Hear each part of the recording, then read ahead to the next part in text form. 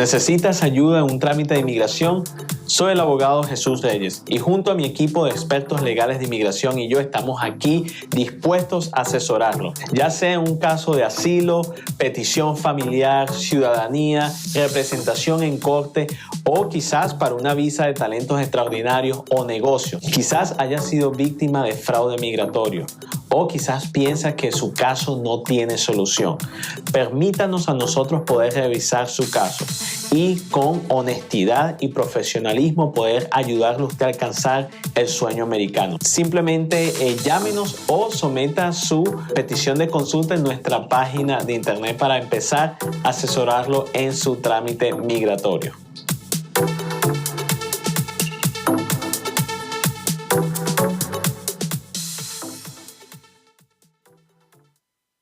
Buenas noches, bienvenidos a Agárrate. Hoy es jueves 4 de marzo del año 2021 y pues yo comienzo por recomendarte, hoy es la recomendación favorita de Factores de Poder porque ya hay varios contagiados con COVID-19, que te hagas la prueba si tienes alguna duda. Definitivamente eso es responsabilidad y yo te recomiendo que te la hagas en PharmAid Pharmacy. En apenas 20 minutos vas a tener un resultado certero. También PharmAid Pharmacy te ayuda si necesitas medicinas y tienes las instrucciones del médico de tu país de origen.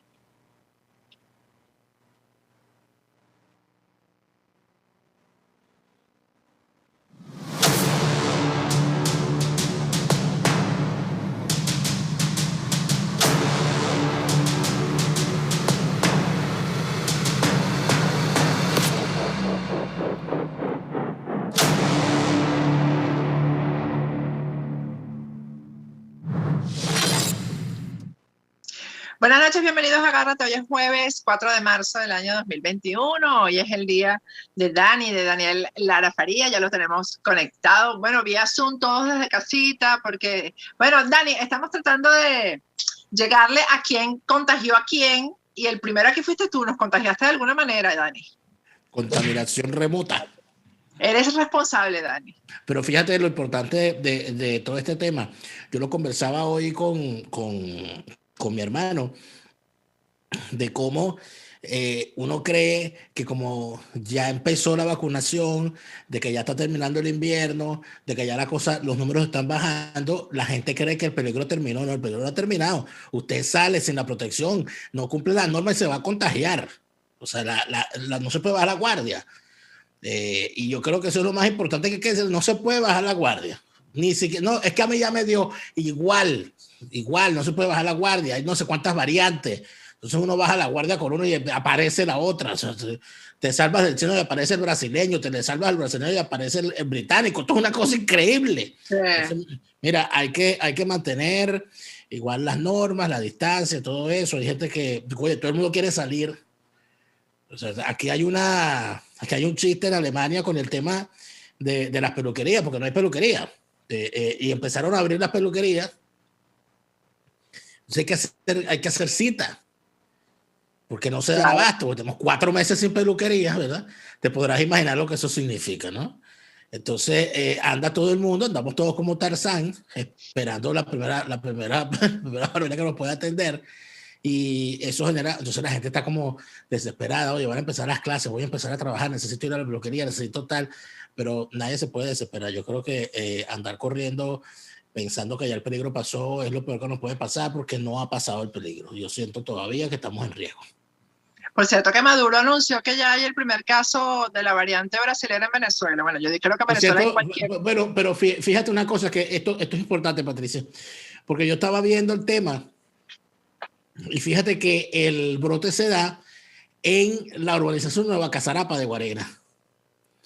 Mira, yo tengo como 1 año y medio siendo vocero, cada vez que me lo piden, vecinos de Nueva Casarapa, indignados por el tema del agua. Esa gente no les llega agua, Esa gente tiene que vivir cargando agua en las zonas aledañas. Esa gente pasa trabajo con el tema del agua. Hay situaciones difíciles. Cuando les llega el agua, les llega de madrugada. Hay gente que el agua le llega a la 1, a las 2 de la madrugada. Y estamos hablando de Guarena. para los que no están acostumbrados a lo que significa Guarena, porque no son de Caracas o no conocieron a nadie que fuese de Guarena, la persona que vive en Guarenas y trabaja en Caracas normalmente tiene que salir de su casa a las 4 de la mañana. Exactamente.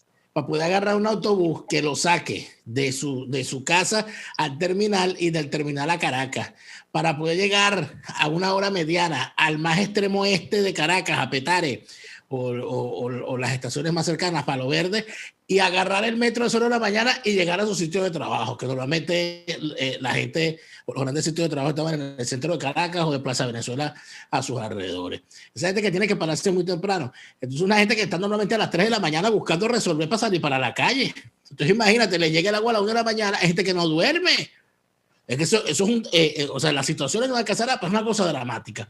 Y surge casualmente allí el tema de esta variante. ¿Por qué será? Bueno, pero si se está diciendo que uno de los principales factores que afecta el tema de las defensas y de la protección frente al virus es la higiene personal. Y para la higiene personal necesitas agua, para la higiene personal necesitas tener agua abastecido, estar abastecido de agua.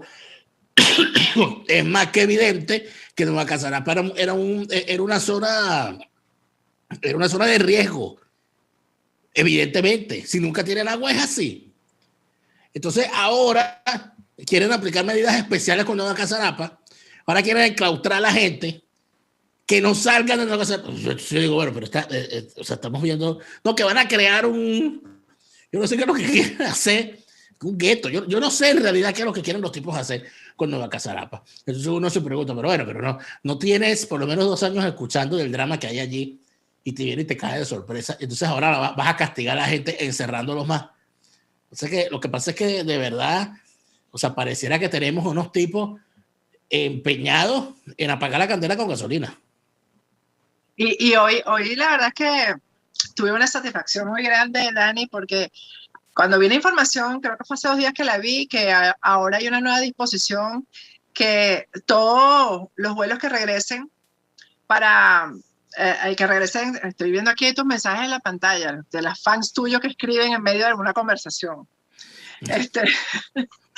Que los vuelos que lleguen tenían que hacerse cada pasajero el examen en Maiquetía, pero además hacerse el examen y pagarlo en efectivo. Todo pago en efectivo es un guiso, finalmente, porque ¿dónde queda constancia de quién se lo hizo, no se lo hizo, quién pagó y quién no pagó? Bueno, y la gente llegó rebelde y dijo, no me hago de ese punto, y todo el mundo pasó, no hubo manera de que un solo pasajero se hiciera el examen. Muy bien. Es que ya... y $60. Yo me hice ayer el examen y fue absolutamente gratis. $60 por una prueba, ¿eh? Aparte de eso, otra cosa. Entonces le piden tener la prueba antes de montarse en el avión y después de hacerse otra. El guiso, buscando de dónde... ¿Cómo vivir de la crisis? Porque se desató el guiso. Ayer narrábamos una denuncia de un taxista caraqueño que fue testigo y víctima de una matraca a las 4 de la mañana en la autopista Caracas-La Guaira, de 2 guardias nacionales que le pararon su taxi, y cuando se dieron cuenta que lo que iban a meter eran pasajeros del aeropuerto porque llevaban maletas, le pidieron la prueba del COVID y no lo iban a dejar ir si no sacaban la prueba. Entonces tuvieron que bajarse de la mula para que lo dejaran irse a 2 muchachos que seguramente, bueno, estaban buscando cómo irse de Venezuela para no volver. Entonces allí se desató la matraca, se desató la persecución a todo aquel que tiene dólares, porque entonces es la otra, la matraca es en dólares, porque ni se te ocurra a ti sacarle un bolívar a un guardia nacional, ¿no? Eso no va a ocurrir. Entonces ya todo este sistema de mafia, que por cierto, yo un reclamo, sin ánimo de pelear con nadie. Oye, y a mí me extraña que todos estos influencers, buenos y malos, grandes y pequeños, chiquitos y feos, grandes y bonitos, hacen todos estos videos sobre Venezuela, y en ninguno de sus videos hay matracas. En ninguno de sus videos hay guardias nacionales atropellando a nadie. Bueno, porque yo me imagino que a ellos... Claro, porque eso no es agradable. ¿Ves? Porque eso no es agradable ponerlo... no les pasa. No, pate, que eso no es agradable ponerlo en un video, porque eso no viraliza. ¿Entiendes? Entonces, aquí también hay una maña. Ocultar la basura bajo la alfombra. Y en eso anda mucha gente. Aquí no, porque es que tampoco vamos a agobiar a la gente. La gente necesita ver otras cosas y ser felices. Bueno, pero si tú puedes ser todo lo feliz que tú quieras viendo televisión, pero si no tienes agua y te da el virus porque no tienes aseo personal, bueno, tu realidad es bastante chimba, a pesar de lo que te quiera decir una influencer en sus redes. Lo siento, es así. Es así, y tú sabes que eso tiene que ver con algo que iba a comentar y después dije, ¿lo comento o no lo comento? De lo que la gente se atreve a hacer y lo que no se atreve a hacer. Yo creo que de eso depende el futuro de uno, Daniel, ¿no? Y yo creo que de eso depende también el futuro de las naciones y de las sociedades y de las comunidades, etcétera, ¿no? Hasta donde uno sea capaz de ir adelante con la verdad. Lo digo porque ayer tuvimos en el programa, no sé si viste el testimonio que dio un venezolano que vive en Panamá, y voy a contar rapidito cómo fue todo esto, porque él se llama Braxi Rengifo y él me escribió por las redes y me dijo que quería ser entrevistado y tenemos una parte del programa. Él me dijo que él quería ser entrevistado porque la diputada Zulay Rodríguez había utilizado una imagen de él, de una entrevista que le habían hecho en otro programa para decir que era mentira, que había xenofobia contra los venezolanos, etcétera, ¿no? Él me solicitó a mí la entrevista, hablamos previamente y pues en la entrevista él dijo su verdad que además es la verdad de muchos venezolanos en Panamá, y yo entiendo que muchos no se atrevan a decirlo porque están en una situación muy vulnerable.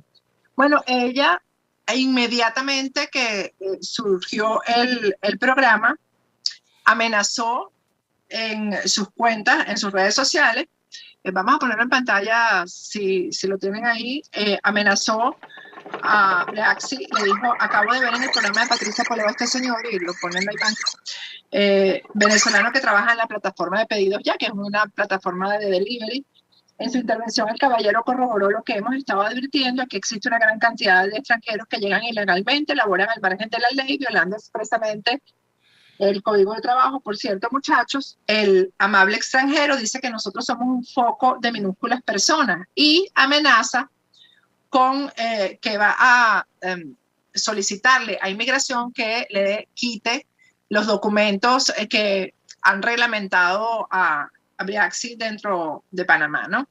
Bueno, a partir de ahí, o sea, lo amenazó utilizando el poder que ella tiene, porque definitivamente una diputada panameña que le diga esto a una persona que es, bueno, se me mete Vanessa señora aquí cada vez que trato de abrir el Instagram, bueno, que amenace a un venezolano que está en la situación que están los venezolanos en Panamá, eso es una cobardía, ¿no? Y dijo que procederé a notariar ese video para presentarlo como prueba debido a que el distinguido caballero violó un artículo tal y tal y tal, ¿no? Yo le contesté y le dije que era una cobarde, que por qué no se mete conmigo, porque definitivamente esto es abuso de poder, Daniel, ¿no? Bueno, ella publicó hace apenas unos minutos, publicó en su Instagram otra vez, dice, he conversado largo y tendido con un amigo venezolano, quien siempre ha sido justo en reconocer los errores de sus paisanos y las virtudes de Panamá. Fíjate, los errores de Venezuela, un venezolano que reconoce los errores de Venezuela y las virtudes de Panamá.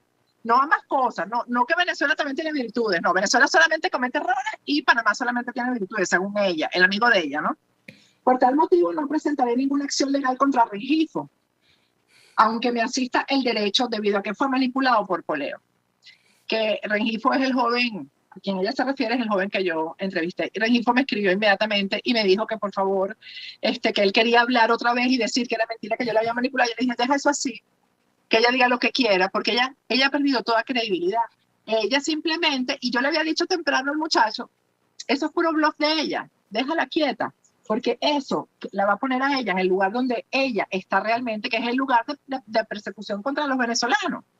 Total que ahora retiró esta publicación donde dice que ella no va a acusar al muchacho porque le cayó todo el mundo encima. Total que a mí, yo lo que quiero decir de todo esto es que admiro la valentía de este muchacho venezolano que además tiene su familia allá, porque muchos no se han atrevido, pero él dijo, yo tengo que seguir adelante con la verdad, porque no podemos seguir lo que pasó en Venezuela, precisamente, Daniel, fue que dijimos, vamos a callarnos, Bueno, yo no, y tú tampoco, pero la mayoría dijo, vamos a callarnos, mejor no digamos nada, no nos metamos con el gobierno, y al final van contra todos con que te quedes callado.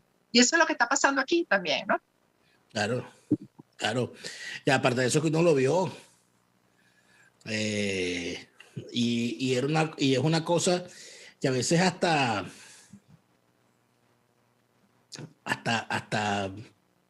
complicado contar, ¿no? De cómo uno era el raro, uno no se callaba, de cómo uno era el radical, bueno, hasta cuándo vas a estar, bueno, pero quédate tranquilo, el desubicado, el impertinente, y entonces al final uno se consigue, ¿verdad?, en el exilio con los que te decían impertinente por decir lo que decían, y te los encuentras radicalizados. Yo he conocido muchos amigos, o me he reencontrado con muchos amigos radicalizados hoy, que eran los que le decían a uno exagerado, o de los que se iban para la playa el día de las elecciones, cuando uno estaba en una mesa peleando unos votos, o de los que aprovechaban de bajar para la playa cuando había marchas opositoras en Caracas. Uno está cansado de ver eso. Yo afortunadamente no tengo muchos casos, pero sí, inclusive hasta temas familiares, bueno, de gente que estaba en una onda de aquí no está pasando nada, del país está feliz, de que hay oportunidades, vamos a aprovecharlas, ¿verdad? Ay, aquí hay carros baratos, vamos a comprarlos, aquí hay crédito, ay, mira, están dando crédito en la administración pública, ay, vamos a comprar apartamentos, ¿verdad? Y de gente que no veía, aprovechando las prebendas que daba el chavismo a los empleados públicos, a los que tenían el privilegio de ser empleados públicos, mientras uno estaba vetado de la administración pública. Porque a mí me vetaron de la administración pública a los 25 años. A los 25 años a mí me votaron de la administración pública para no volver jamás. Bueno, pero menos mal, Dani, que fue tempranito y así te puedes desarrollar, ¿no? Porque imagínate que te hubieran votado a los 50. Bueno, pero es que yo lo digo o sea, no con lamento, digo, a mí a los 25 años me dijeron, tú no vas a trabajar en el Estado más nunca. Y resulta ser que el más grande empleador que tiene Venezuela es el Estado. Es así. Es decir, a mí a los 25 años me dijeron, usted vaya a ver qué hace, porque usted en el Estado no va a trabajar. Nunca más vuelve usted a la administración pública. Tengo que empezar entonces a resolver qué hacía yo con mi vida. Mientras otros compañeros, amigos, familiares, de esos los que no firmaban cuando se convocaba un referendo. Para conservar el trabajito. ¿Verdad? Para conservar el trabajo. De esos que iban para sus marchas con su camisa roja. E inclusive, que hasta daban la versión y decía, bueno, pero ¿qué vamos a hacer? Hay que votar por ellos porque ellos saben por quién uno vota. Yo no voy a perder mi trabajo. Uno lo veía accediendo a crédito para comprar casa. Accediendo, comprando carros. Viajando, cupo Cadivi, vacaciones, aguinaldo, mientras uno tenía que trabajar los 365 días del año en lo que le correspondiera para poder cuadrar las cuentas y seguir viviendo en la casa familiar. Eso no lo vio.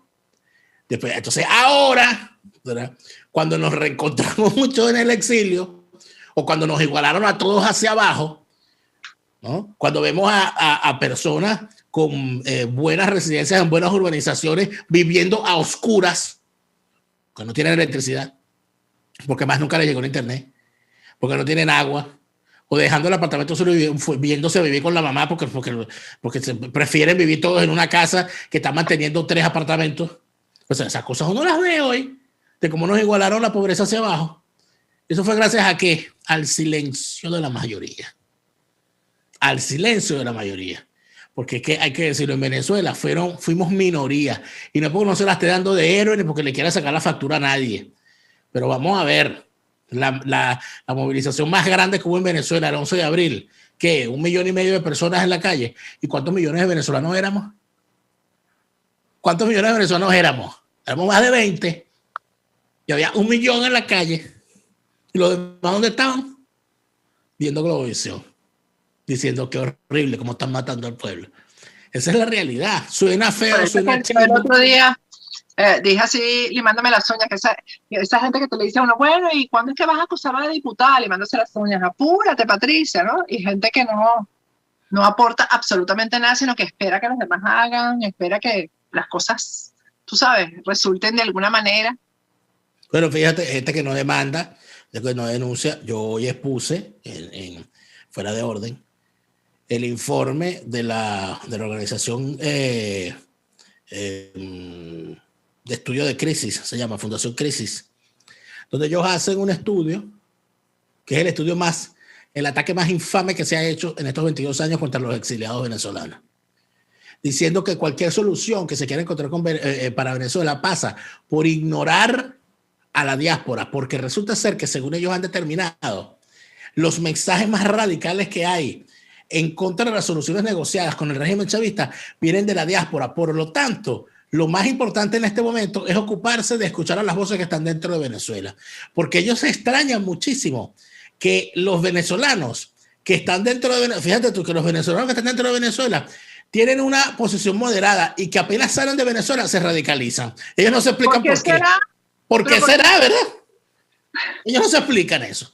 Entonces, la recomendación que ellos hacen es que no se tome tanto en cuenta a las voces radicalizadas del exilio, sino los que tienen la pistola en la cabeza. Sino que nos ocupemos más de los que están todavía dentro de Venezuela y que están obligados a mantener silencio y a mantenerse dentro de las cuatro paredes de la opinión y de la vista parcial, porque no lo dicen en el informe. El venezolano que está dentro de Venezuela, uno muchísimas veces habla con un venezolano promedio y es uno el que le informa. Dice, mira, tú supiste que pasó tal cosa con un naufragio en Guiria. Y te dice, no, yo no sabía. Y tú sabías que hubo tal cosa en Maracaibo. No, yo no sabía. Y tú supiste que hubo una cuestión en Nueva Casarapa. No, yo no sabía nada de eso. Entonces, evidentemente, si tú no tienes la vista completa, ¿verdad? Tienes una posición completamente distinta con respecto al que está fuera del país. Cuando tú no escuchas lo que dicen cada uno de los actores, evidentemente tú no te das cuenta de lo que está ocurriendo. Entonces, ya va avanzando, Patricia, y esto es importante tenerlo en cuenta, va avanzando una opinión que, por cierto, es casi un campo de batalla los escenarios de discusión sobre el tema Venezuela. Porque cuando es necesario llegar a las definiciones, es donde la gente empieza a tener problemas. Lo que yo siempre digo, dame tu concepto primero. O sea, dime qué significa para ti elecciones libres. Cuando tú me expliques a mí qué significa para ti elecciones libres, empezamos a hablar. Entonces, ¿qué ocurre? Que en Europa, con todo y las posiciones blanditas que hay, para Europa las elecciones libres son unas elecciones donde participe la diáspora, donde se le permita a los venezolanos en el exilio votar. Eso son unas elecciones libres para Europa. Igual para los Estados Unidos, así está definido. ¿Tú sabes cuántas veces los venezolanos en el exilio han podido votar y ni siquiera cuentan esos votos? Donde tiene que haber un nuevo registro electoral donde se permita inscribirse a la diáspora, independientemente del estatus legal que tengan en el país donde se encuentren. Eso es un punto que es casi inamovible. Y ese punto lo combate el chavismo. El chavismo dice, no, nosotros podemos hacer un nuevo registro electoral, pero con los que están en Venezuela, no con los que están afuera. Porque el que se fue, se fue. Y si se fue, podrá inscribirse siempre y cuando esté legalmente en el país donde se encuentra, que es como menos del 20% de los venezolanos que se encuentran fuera del país, lamentablemente. Ellos lo saben. Y aparte que ellos no tienen, o sea, eso siempre se ha discutido y se ha debatido, claro, que no pueden, porque eso sería como intervenir en la ley o en la norma del país donde está la persona que va a votar. O sea, no pueden relacionar una cosa con la otra según la ley, no se puede. ¿Qué ocurre entonces con todo esto? Ocurre que, como es un escollo para cualquier acuerdo, el tema del voto de los exiliados van a empezar a posicionar. No, mejor los exiliados que no voten, porque es que además de eso los exiliados son una gente que no cree en el voto, ellos lo que creen es en las intervenciones. Entonces mejor vamos a quitarlo de la ecuación y vamos a resolver con lo que queda. Es decir, que finalmente las organizaciones como esta gente del grupo Crisis han decidido que los exiliados no existimos, han decidido anotarse en la misma idea del régimen de quitarnos nuestra nacionalidad. Hay gente que ha renunciado a la nacionalidad venezolana por obligación para adquirir otra, porque si no están obligados a no tener pasaporte nunca en su vida. Pero eso no hace que dejen de ser venezolanos, aunque hayan renunciado a su nacionalidad. Pero los que no hemos renunciado a nuestra nacionalidad aún seguimos siendo venezolanos y seguimos teniendo derechos. Bueno, no, para estas organizaciones internacionales financiadas por los grandes grupos de izquierda, por la Fundación Soros, pues, de Open Society y estas otras fundaciones de izquierda que ven todo un mundo bonito, pero siempre con alguien excluido, con alguien que no piensa como ellos, por cierto, pues ellos consideran que hay que darle un chance más al chavismo, permitiéndole al chavismo que haga unas elecciones no libres ni limpias, sino lo más libres y lo más limpias posibles. Que ya es distinto. Porque no es lo mismo que tú me digas a mí que vas a hacer unas elecciones libres y justas a que me digas que vas a hacer unas elecciones lo más libres, lo más justas posible. Eso ya no es una elección libre, eso ya no es una elección justa. Entonces, a mí me parece infame ese escrito, esa posición, y me sorprende mucho que una fundación que recibe aportes de Facebook, de la Fundación Rockefeller, de la Friedrich Ebert Stiftung y de otras organizaciones, pretendan imponerle a los venezolanos un modelo de elecciones que ellos en sus países no aceptarían. Porque ya quisiera yo ver si el niñito de Facebook, si la gente del Centro Rockefeller y la gente del Centro Ford serían capaces de aceptar unas elecciones dentro de su país donde los republicanos tuviesen el control de las elecciones de la forma que la tiene el chavismo. Con los mismos recursos que ellos están intentando imponer como obligatorios en Venezuela. Entonces, mira, yo creo que sí, va a ir llegando poco a poco la hora de que volvamos otra vez al tema de establecer el derecho de los exiliados a participar en todo esto con la única vocería que tenemos, que es la vocería personal, porque lamentablemente aquí no hay voceros del exilio. No hay, pero hay que organizarlo, hay que organizar eso, Daniel. Hay voceros, hay algunos por allí que uno los respeta, y uno los ve, y uno dice, ok, aquí está fulano, mengano y tal. Pero mira, una cosa organizada no la hay. Y entonces ahora me imagino yo que si se organiza, estas organizaciones que andan posicionándonos como casi que como un ejército en el exilio, bueno, quién sabe cómo nos irán a tratar a partir del momento que eso se organiza. Yo estoy muy preocupado con el ritmo que lleva esa imposición de criterio de exclusión del exilio, porque es prácticamente validarle las posiciones al chavismo. Y para allá van. Porque es que además que la diferencia la podemos hacer los que estamos afuera, con los votos, ¿sabes?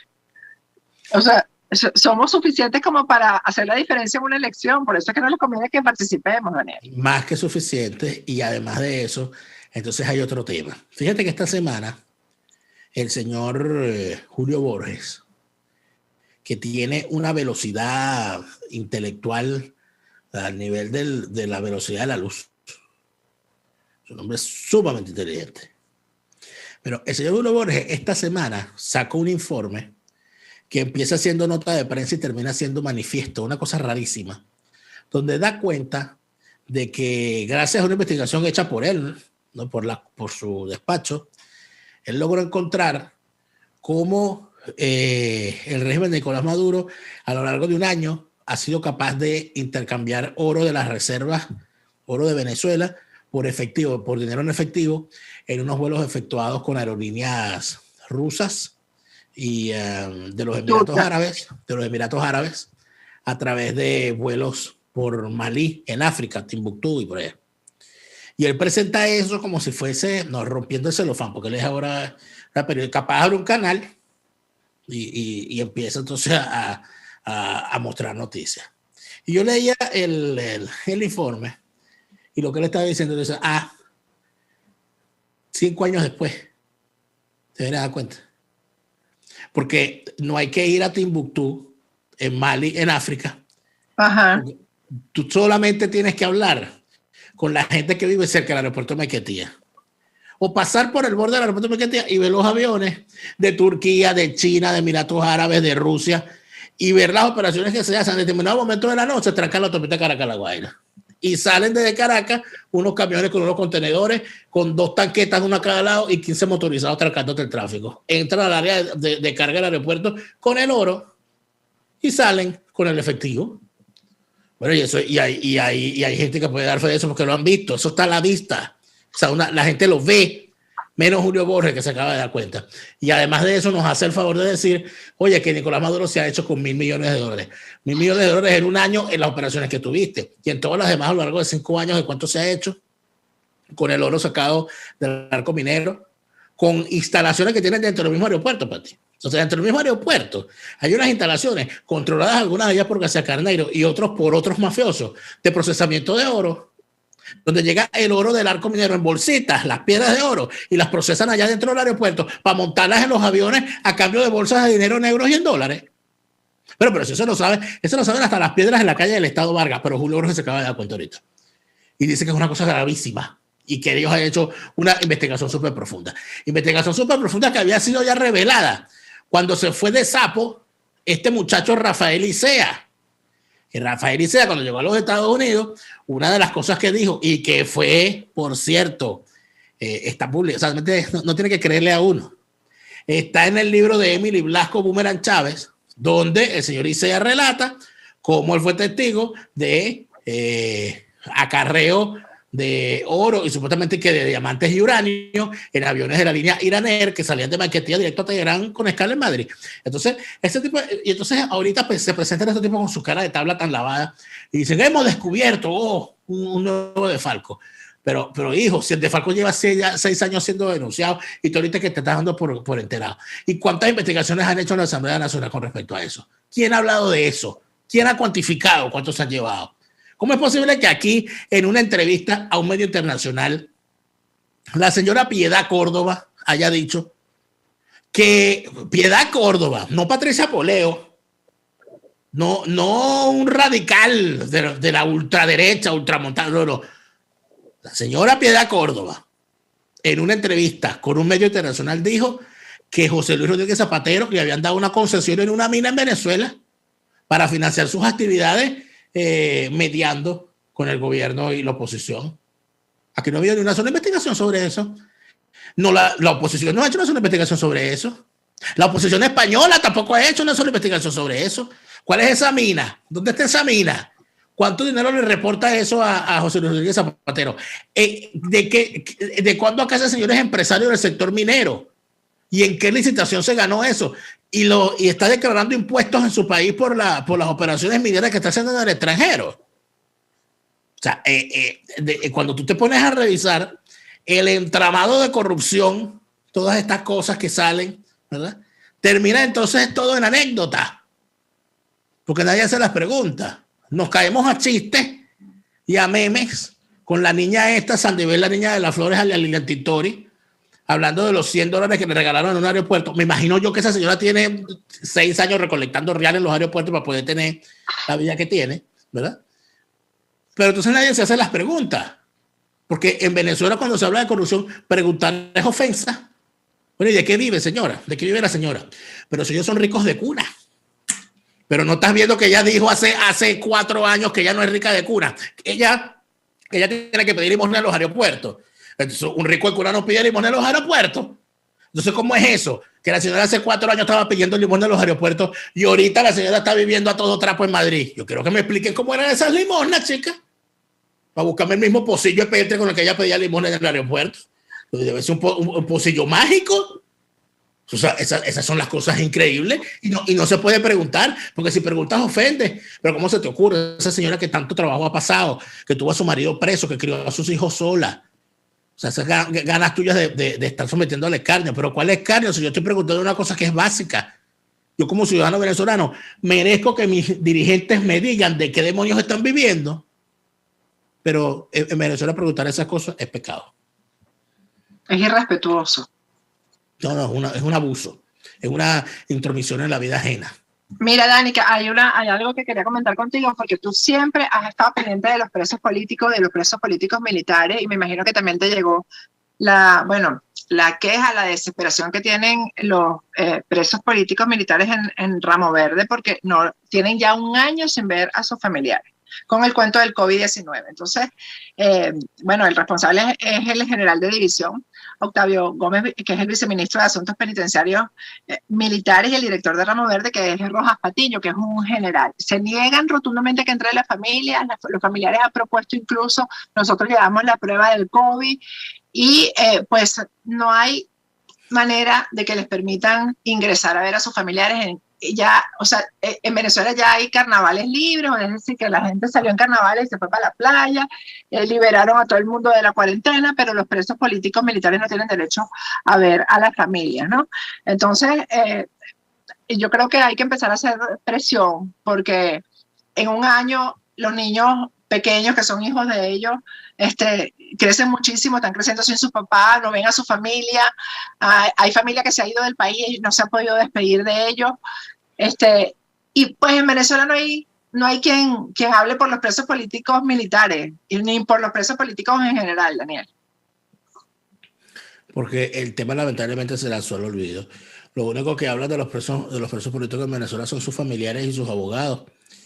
Y hay casos de presos políticos que poco a poco se han quedado solos porque por básica medida de supervivencia hasta sus propios familiares se han tenido que ir del país. Y conozco más de un caso que dan al cuidado de terceros, porque lamentablemente a todo el mundo le pega esta situación. Lo que está haciendo el general Rojas Patiño con los presos de Ramo Verde y con los presos políticos en especial es infame, y es parte de los mecanismos de tortura contra los presos políticos. Es así. Esto es parte del aislamiento y todo lo demás, es parte del sistema de tortura. Pero es que además de todo eso, tenemos lo otro, que es que cuando hay visitas también son maltratados. Son maltratados por reo por fa. Ya el solo hecho de que existan los presos políticos ya es una evidencia de maltrato. Y cuando tú hablas de este tipo de cosas, te das cuenta de la inmensa soledad de la denuncia con respecto a los presos políticos. Así es. Tú ves cómo la señora Bachelet se reúne por Zoom con Nicolás Maduro muerta de la risa. Y además de eso, te puedes constatar con una simple búsqueda en las redes o con una simple búsqueda en algún motor de búsqueda que te mida las estadísticas, la cantidad de veces en las cuales se habla en los medios venezolanos de los presos políticos, y te vas a conseguir que el tema de los presos políticos es el tema número 21 dentro de las preocupaciones nacionales. Inclusive se da hasta el caso de situaciones en las cuales el propio actor político prefiere hablar de elecciones, prefiere hablar de qué sé yo, de participación sí, participación no, antes que hablar del caso de los presos políticos, siendo la mayoría de esos presos políticos consecuencia de las acciones de los actores políticos. Porque estamos hablando de presos políticos que cayeron presos por culpa de los llamados hechos por la oposición falsaria y protibularia, que después que llamó a la gente a la calle y cayó un gentío preso, ellos se fueron a negociar y los presos se quedaron presos, a merced de sus verdugos y con la sola defensa de sus familiares. Yo creo que evidentemente lo que está pasando en Ramo Verde es ya es un caso de tortura masiva. Lo que hace este señor Rojas Patiño es una forma de tortura colectiva.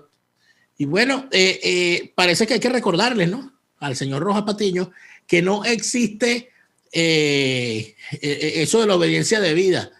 General Rojas Patiño, usted no va a poder decir en un tribunal, cuando lo lleven a un tribunal y lo sienten en un banquillo por lo que le están haciendo los presos políticos, usted no va a poder decir que usted estaba cumpliendo órdenes para que lo absuelvan. Eso no le va a valer de nada. Así es. Usted no se va a poder defender diciendo que usted estaba cumpliendo órdenes, ni puede decir que usted no sabía el daño que estaba causando. Y eso es bueno recordárselo de vez en cuando, porque a ellos parece que cuando se ponen ese uniforme les da amnesia. Pero de vez en cuando hay que hacerles una jornada de vacunación antiamnésica, a que cojan mínimo. Mira, Dani, otra información que tengo que es de Carora, del estado Lara. Los pobladores de Aregue, se llama el lugar, están súper angustiados porque ahí el ejército en Venezuela está llevando a cabo prácticas que están afectando todas las estructuras de las casas. Están causando daños irreversibles en las estructuras, incluso de la iglesia, y están tratando de pues, que en las redes sociales se hable de esto. Pero yo lo que me pregunto también es, bueno, dicen que también los pobladores del Roble, Calicanto, Barrio Nuevo también sienten las prácticas. ¿Están practicando para qué? ¿Esas prácticas son para qué? Porque también hay ahí una información que dice que se han atacado territorio de Guyana. Entonces, el ejército, ¿será el ejército? Primero yo me pregunto si es el ejército realmente el que está practicando ahí, ¿no? Y no es la guerrilla, porque esa es zona de guerrilla, esa es zona que también está tomada por la guerrilla. ¿Será que están buscando minas? Yo no sé, porque de verdad, practicando, ¿y para qué será? Práctica con dinamita en Carora. Está como raro eso, ¿no? Está muy raro, sí. ¿Y qué dice el...? Bueno, porque tú sabes que el problema es que Padrino está dedicado a la Tercera Guerra Mundial. Acuérdate que Padrino sacó su libro La encrucijada de Tucídides hacia la tripolaridad, cuya lectura recomiendo porque no porque se vaya a ganar el Premio Nobel de Literatura, ni mucho menos, sino porque es una forma de darse cuenta de los entretenimientos que tiene el general Padrino López, que son normalmente escribir un libro sobre China sin consultar a un solo autor chino, una cosa graciosísima, le quedó bellísimo. El señor Padrino López demuestra una vez más el nivel intelectual del chavismo. Unos tipos antiimperialistas y todos los libros que usan son gringos. La bibliografía, para hablar más del imperio, toda la bibliografía es imperialista. Número uno. Y número dos, que a mí me parece que debería ser noticia, el ministro de la Defensa de Venezuela, desde hace un poco de años, y factor fundamental del chavismo militar, afirma que aquí viene la Tercera Guerra Mundial entre China y los Estados Unidos. En su libro de su autoría, publicado por la editorial estatal El Perro y la Rana. Eso no está diciendo Padrino López. Mientras Padrino López está entretenido en esa guerra que según él viene, y en la ruta de la seda, y en el tablero de ajedrez, y en los alfiles y peones, y en el papel y el rol de Rusia en medio de toda esa conflagración que podría durar de 2021 al 2025, el Coqui es el que manda en Caracas. Es así. O sea, es para reírse. Entonces, bueno, pero este señor, ¿no? Estos entretenimientos, o sea, cual Nerón, o sea, tocando la mientras se quema la ciudad, porque él está entretenido en lo grande, en la guerra entre China y no sé qué posición va a tomar él. Bueno, del lado él va a reforzar, a lo mejor para eso son las prácticas. Yo me imagino para reforzar China. De repente las prácticas son para la Tercera Guerra Mundial, Pati. Hemos abierto. ¿Será que Carora va a ser el escenario de la guerra entre China y los Estados Unidos? Puede ser, porque... ¿Cuántos chinos hay en Carora? Bueno, yo creo que en Venezuela los chinos están por todos lados. Bueno, pero en Carora lo que había era gavilanes, decía la canción, pues. El gavilán de Tucuyo, el gavilán de Carora, ¿no? Mira, Dani, hoy hubo un terremoto, bueno, ya sería ayer para Nueva Zelanda, bien fuerte en Nueva Zelanda, y hay muchos venezolanos allá. Tengo amigos en Nueva Zelanda, no me he podido comunicar con ellos. Espero que todo esté bien, pero además que parece que se está esperando un tsunami en las costas de Chile y de Perú. También tenemos mucha gente ahí, los propios chilenos, los propios peruanos, pero además muchos venezolanos. Sí, les han dado la alerta. Lo importante es que cumplan las alertas. Cuando a mí me dan una alerta en el país en el que estoy de cualquier cosa, yo lo que hago es cumplir con la alerta, porque esa gente sabe más que uno, porque tiene más años viviendo allí y saben lo que significan los fenómenos que allí ocurren. Así que al que le den una alerta de tsunami le digan, corra a lo más alto, hágalo. Hágalo, exactamente. No se quede abajo con el celular para tomarle una foto, porque probablemente no lo cuente. Yo creo que eso es lo importante. Así es. Bueno, Dani, ahí estaba viendo una cosa rara. Yo no sé si lo que estaba viendo ahí en pantalla. Una grabación de una cámara de seguridad, seguramente, de un terremoto. Sí, aquí hay una cosa rarísima. Bueno, no sé. Bueno, Dani. Léete, es un buen plan para el fin de semana. ¿Qué? La encrucijada de Tucídides. Creo que no. de Vladimir Padrino No, López. el fin de semana estoy preparando un programa especial que sale el lunes, lo había anunciado para mañana, pero todavía me falta armar algunas cosas importantes y estructurarlo bien. El programa se llama Zulay versus Zulay, el discurso de Zulay Rodríguez versus el discurso de Zulay Rodríguez, para que simplemente la gente, en voz de ella, entienda quién es el personaje. Así que eso es para el lunes y voy a estar todo el fin de semana trabajando en eso. Así que extraordinario. Cuidado con el COVID que sigue activo. No, yo estoy esperando mi prueba. El resultado me lo deben dar mañana y yo estoy segura que va a ser negativo. Así que bueno. Así será. Chao, Dani. Chao. Vamos a un corte, ya regresamos con Agárrate.